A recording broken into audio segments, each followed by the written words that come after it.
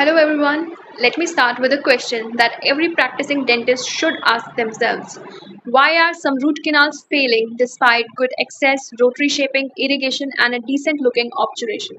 You followed the protocol, you used all the right materials, yet a few weeks or months later, the patient returns with pain, swelling, or a sinus tract. Now, here's what most clinicians miss. The root canal didn't fail at obturation. It failed long before that, at the stage of working length. And unfortunately, गलती यहाँ होती है बिना किसी obvious sign के silently. Working length isn't just a number you write down. It's the exact apical boundary where cleaning, shaping, and obturation must stop. Not before, not beyond. Now, if you are too short, you're having bacteria, pulp tissue, and debris in the apical 2 to 3 mm, which means incomplete cleaning. Or if you're too long, then you risk pushing debris, sealer, or irrigants beyond the apex, causing inflammation, flare ups, or even nerve involvement. To put it simply, a perfectly filled canal at the wrong length is still a failed case. एक छोटी सी calculation की गलती और पूरी RCT का result affect हो जाता है. Now let's talk about why this mistake still happens even after years of clinical practice. First is over-reliance on apex locators. Yes, they are excellent tools but not infallible. In wet canals, metallic restorations or open apices, apex locators often give 0.0 readings, and if you blindly follow it, the working length is off from the start. Second is misleading radiographs. A single radiograph is a 2D representation of a 3D structure. Curved canals appear straight. Files can bind at a curve but look like they reached the apex. That's where clinician judgment is needed, not just device readings. Third is no glide path. Binding files.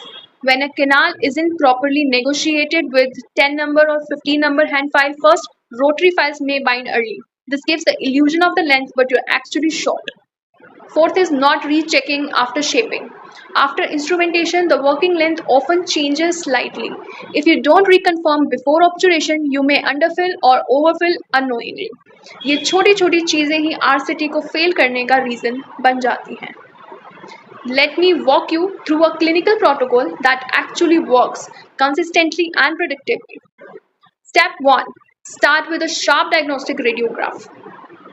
Use a proper angulated radiograph to assess canal length and curvature.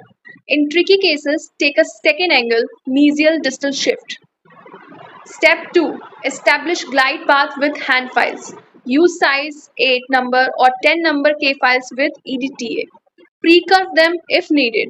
Never skip this step. It allows apex locator files to reach the real apex.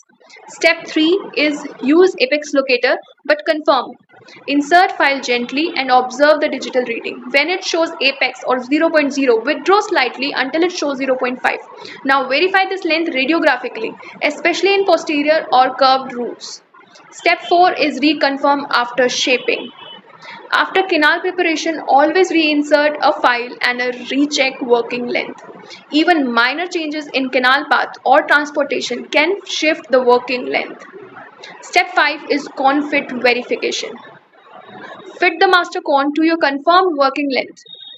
Take a cone fit X-ray before obturation.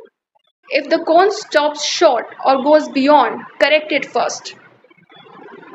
बिना confirm किए ऑब्चुरेट मत कीजिए क्योंकि वही सबसे common गलती है. Here are some practical tips that I apply in my clinic. Apex locator plus radiograph, double confirmation. Working length should always be recorded from the file that has passed passively.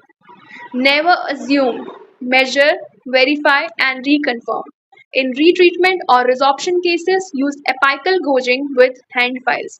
And remember, radiographic apex is not always the true apex. Your goal is to reach the apical constriction, typically 0.5 mm short of the radiographic apex.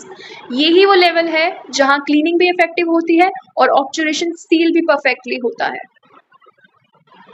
If your RCT failures feel unpredictable, start by auditing your working length protocol.